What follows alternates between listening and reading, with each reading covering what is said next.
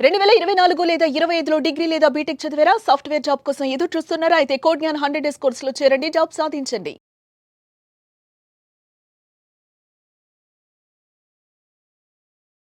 నమస్కారం ప్రియా చౌదరి గారు. నమస్తే అమ్మా. కొంచెం హాస్యాస్పదంగా ఉంటుంది టాపిక్. ఇప్పుడు నేను అడగబోయేది అంటే హాస్యాస్పదంగా అంటే సరే, అదొక ఫ్రస్ట్రేషన్తో కూడుకున్నటువంటిది. అదొక ఫ్రస్ట్రేషన్తో కూడుకున్నాడు అంటే భర్త సైడ్ నుంచి అడుగుతున్నాను.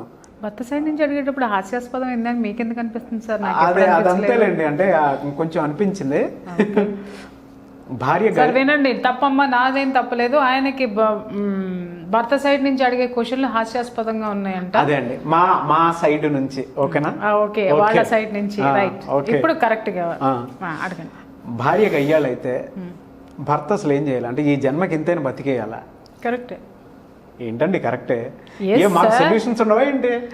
ఎవరుండమన్నారు సార్? ఎవరుండమన్నారండి మిమ్మల్ని? అసలు గయ్యాళితనం ఏంటండి?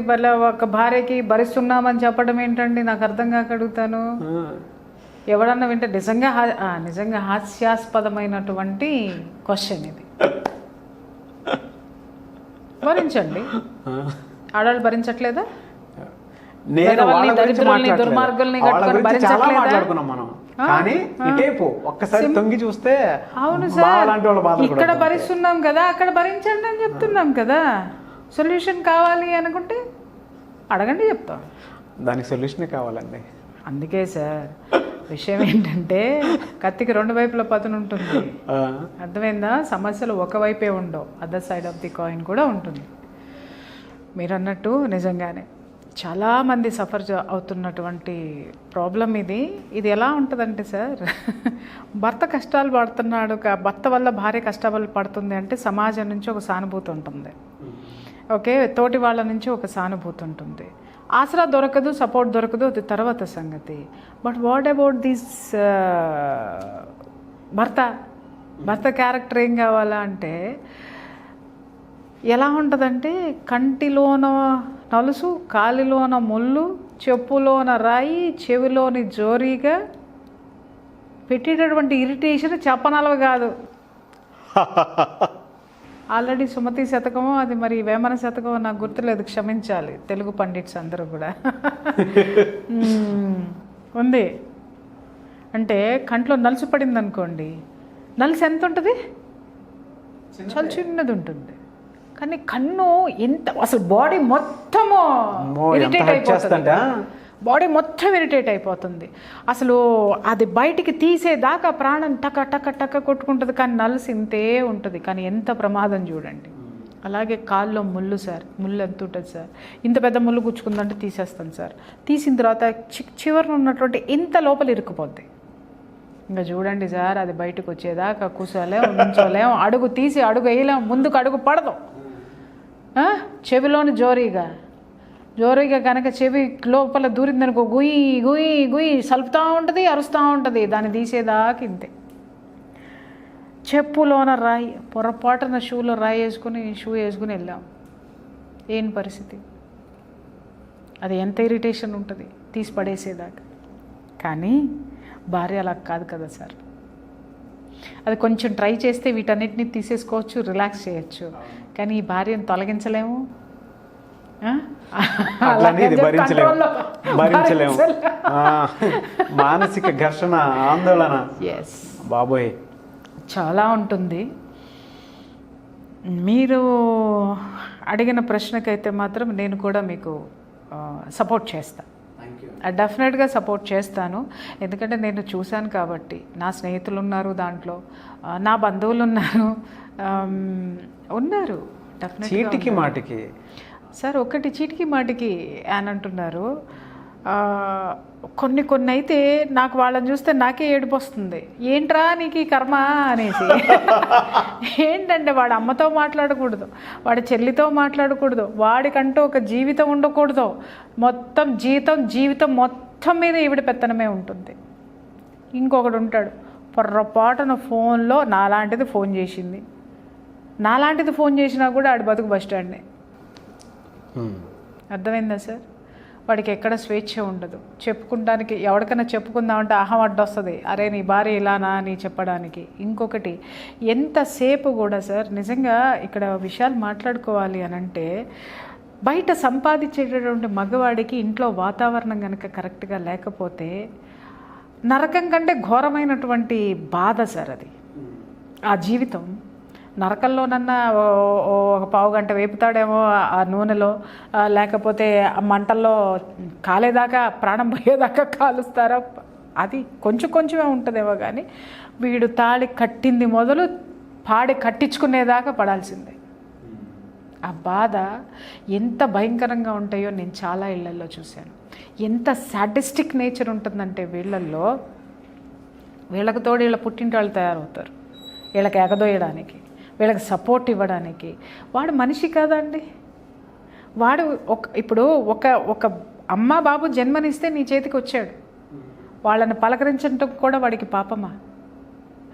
అలాగే తోబుట్టువులు నీకెలా ఉన్నారో వాడికి అలాగే ఉన్నారు. వాడికి అక్కర్లేదా? అక్క చెల్లనో లేకపోతే అన్ననో తమ్ముడనో మొత్తం కట్ చేసుకొని వచ్చి నీ ఎదురుగుండా కూర్చోవాలి. రైట్, ఆఫీస్కి పోయాడు అనుకున్నాం, వీడియో కాల్ చేయాలి.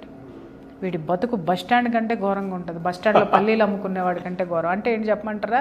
ఇటు తిరిగితే ఒకటి పిలుస్తాడు, అటు తిరిగితే ఒకటి పిలుస్తాడు. బస్సులన్నీ వచ్చినాయంటే అసలు వీడికి ఎక్కడికి వెళ్ళి అమ్ముకోవాలో అర్థం కాదు. కొన్ని చోట్ల అసలు వీడికి డబ్బులు దొబ్బుతాయి. ఎందుకంటే వెళ్ళే వాళ్ళకి ఇస్తాడు, ఈ లోపు ఇంకొకటి పిలుస్తాడు, ఇటు తిరిగాడు అనంటే ఆ బస్సు పోయిందంటే ఆ డబ్బులు పోతాయి. అంటే అగమ్య గోచరం అనమాట. వాడు నిజంగా ఆ రోజు లాభమే సంపాదించాడా, వాడికి నష్టం వచ్చిందో లెక్కేసుకుంటానికి కూడా వాడికి ఒక క్యాల్కులేషన్ ఉండదు, తీరుదారి ఉండదు. ఉన్నది అతని దగ్గర ఉంచుకున్నది మొత్తం పోయినట్టు జీవితంలో వీళ్ళకి మనశ్శాంతి ఉండదు సార్. ఆ ఆఫీస్లో ఉంటుందా, ఆఫీస్కి పోయినారా, ఏం చేస్తున్నారో అర్థం కాదు. జీవితం ఉన్నారంటే ఉన్నారు. జీవోత్సవాలైనటువంటి జీవితాలకు నాకు చాలా తెలుసు. నిజంగా వెరీ పూర్. ఇలాంటి ఆడవాళ్ళకి ఏం పేరు పెట్టాలో నాకైతే రావట్లేదు సార్. మగాళ్ళకి పేర్లు పెట్టడం తొందరగా వస్తున్నాయి, కానీ ఎందుకని అంటారేమో, నన్ను నేను తిట్టుకున్నట్టు ఉంటుంది కొన్నిసార్లు చేయాలని వెంటనే కూడా అట్లా. అందుకే నేను కొంచెం జాగ్రత్త తీసుకుంటాను సార్. నేను చాలా జాగ్రత్త తీసుకుంటాను. అంటే నన్ను నేను తిట్టుకున్నట్టు ఉంటుంది అంటే ఏదో నేను ఇంట్లో ఇలా మరి చేస్తున్నాను అని అనకండి. మా ఇంట్లో మా నోరు పెగిలేంత సీన్ లేదు. అలాగని నేను అణిగిమణిగి ఉంటానని మాత్రం అనుకోకండి. ఎందుకంటే అనవసరంగా గొడవలు నేను ఎందుకు పెట్టుకోవాలని చెప్పేసి అని పెట్టాల్సిన చోట పెడతా, అక్కర్లేని చోట వజ్రం ఉన్నా సరే నేను కేర్ చేయను. కాకపోతే ఏంటంటే జీవితం విలువ తెలుసుకోవాలి వీళ్ళు. నువ్వు నీ పెత్తనం సాగాలనో లేకపోతే నీ యొక్క దాన్ని ఏమంటారు అహం సాటిస్ఫై అవ్వాలనో అతనెవరు? నువ్వు కట్టుకున్నటువంటి భర్త. వాడు ఒక మనిషే, నీకు సంపాదించి పెట్టేటటువంటి వాడు.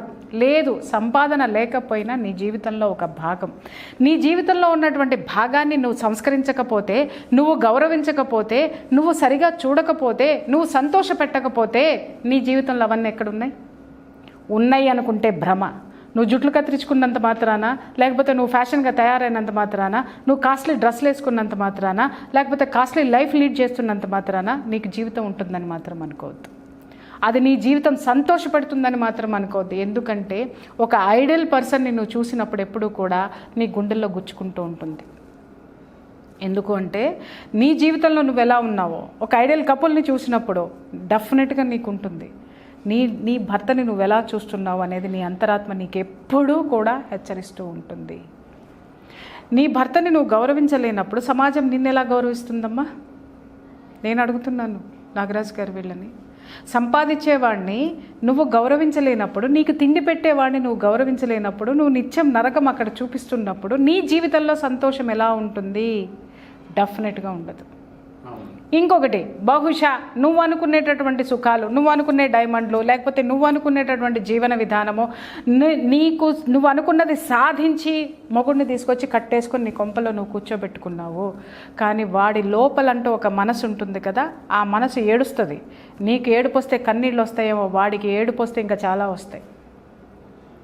ఓకే, ఆ వేదన, ఆ ఏడుపు చివరికి నీ జీవితంలో నువ్వే అనుభవించాల్సినటువంటి పరిస్థితులు వస్తాయన్న సంగతి మీకు తెలుసా? నీ భర్తని సుఖపెట్టలేని దానివి, ఆ భర్తతో జీవితాన్ని పంచుకోలేనటువంటి దానివి, నీ భర్తకి జన్మనిచ్చిన వాళ్ళని నువ్వు రిసీవ్ చేసుకోలేవు, తోబుట్టుల్ని రిసీవ్ చేసుకోలేవు అని అంటే అసలు నువ్వు ఏం రిసీవ్ చేసుకోగలవు? నీది ఒక జీవితమేనా? వీళ్ళ జీవితాలు నేను చెప్తాను వినండి సార్. వీళ్ళు ఏం చేస్తారంటే పిల్లలకు కూడా ఆ మొగుడు ఆ తండ్రి పట్ల ఒక దృక్పథాన్ని మంచి దృక్పథాన్ని ఉంచరు, ఏర్పాటు చేయరు. తర్వాత తండ్రి తరపు నుంచి బంధువుల్ని ఎవరిని కూడా వీళ్ళ దగ్గరికి రానివ్వరు, వీళ్ళకి అంటనివ్వరు. ఇప్పుడు పిల్లలు ఎవరింటి పేరు మీద వస్తారు సార్? ఎవరికి వారసులు సార్? ఏ ఆస్తులకు వారసులు సార్? తండ్రి తరపు నుంచే కదా అన్నిటికీ వీళ్ళకి హక్కులు ఉన్నాయి. అమ్మ తరపు నుంచి చాలా తక్కువ ఉంటాయి. వీళ్ళు పొరపాటున వీళ్ళ జీవితం చాలించి వెళ్ళిపోయిన తర్వాత ఈ పిల్లలకి కొంత ఏజ్ వస్తుంది. చెప్తున్నాను, జాగ్రత్తగా వినండి. కొంత ఏజ్ వస్తుంది. ఈ పిల్లలకు ఒక 40 ఏళ్ళు వచ్చేసరికి సార్ వీళ్ళు ఎవరు, ఎక్కడి నుంచి వచ్చారు, వీళ్ళ మూలాలేంటి ఒక్కటి కనపడదు సార్. అవును. వీళ్ళకి బంధువులు ఉండరు, వీళ్ళకి ఆప్యాయతలు ఉండవు, వీళ్ళు ఎవరో ఏంటో కూడా తెలియదు.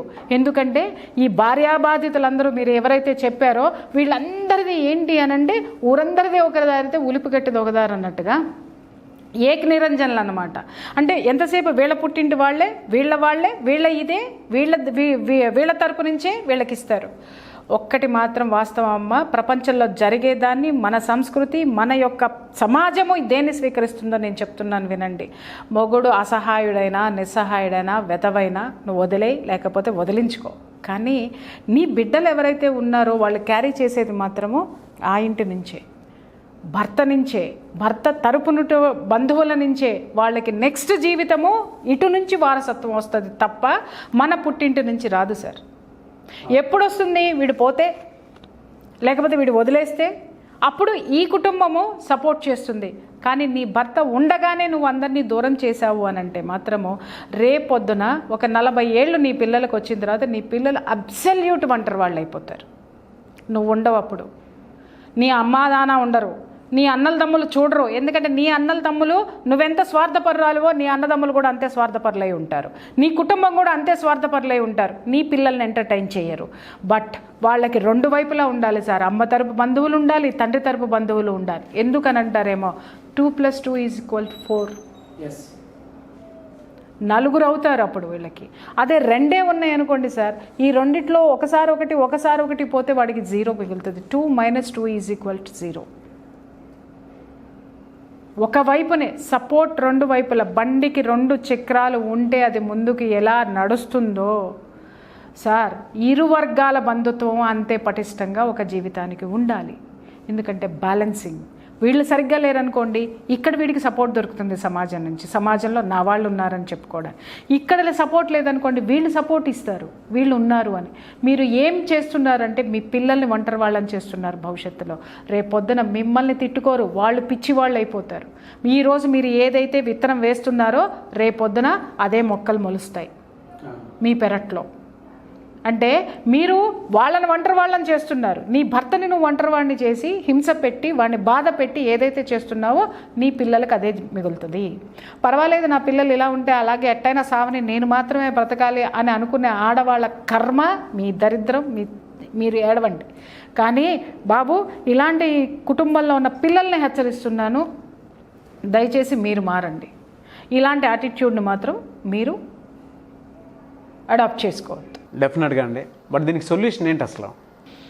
నాగరాజు గారు, మీరు నేను ఇంటర్వ్యూ తీసుకుంటున్నారు, ఓకే?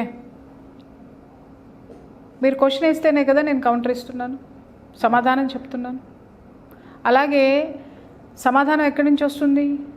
క్వశ్చన్ నుంచి వస్తుంది. అలాగే సమస్య నుంచే పరిష్కారం రావాలి సార్. పిల్లైనా సరే రూమ్లో పెట్టి కొడితే పులవుతుంది. సమస్య నీది అన్నప్పుడు ఇక్కడ భర్తలను కూడా నేను చెప్తానండి, ఎందుకు నోరు మూసుకుని కూర్చుంటున్నారు వీళ్ళు అంటే? హింస పెట్టమని అనట్లేదు నేను, దాష్టికాల దౌర్జన్యాలు చేయమని నేను అనట్లేదు. నీ కుటుంబము దౌర్జన్యాలకు గురవుతుంది, నువ్వు నిస్సహాయంగా ఉంటున్నావు, నువ్వు గయ్యాళితనంగా ఉంటున్నావు అంటే ఆ గయ్యాళితనాన్ని నువ్వు ప్రోత్సహించినట్టు కాదా? నీ కుటుంబం సంతోషంగా ఉండాలనేటువంటి దారి నువ్వు ఎందుకు ఎత్తుకో? నువ్వు కంట్రోల్లో పెట్టలేవా? నువ్వు చేయలేవా?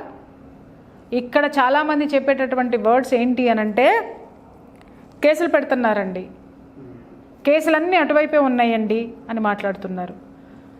ఆడవాళ్ళకు కూడా నేను చెప్తున్నాను సార్, కేసులు పెట్టి ఎన్ని రోజులు కాపురాలు చేస్తారు మీరు? బెదిరించి ఎన్ని రోజులు? అది కాపురం అంటారా అసలు? దాన్ని కాపలా కుక్క అంటారు సార్. మొగుడితో కాపురం అనరు, కాపలా కుక్క అంటారు మొగుడిని. తప్ప మీరు సాధించేది ఏమీ లేదు. ఆ సంసారంలో మాధుర్యం ఉండదు సార్, ఆ సంసారాల్లో సంతోషం ఉండదు సార్. వాడు సంతోషంగా అయితే దీంతో కాపురం చేయడు, వాడు మనస్ఫూర్తిగా అయితే చెయ్యడు.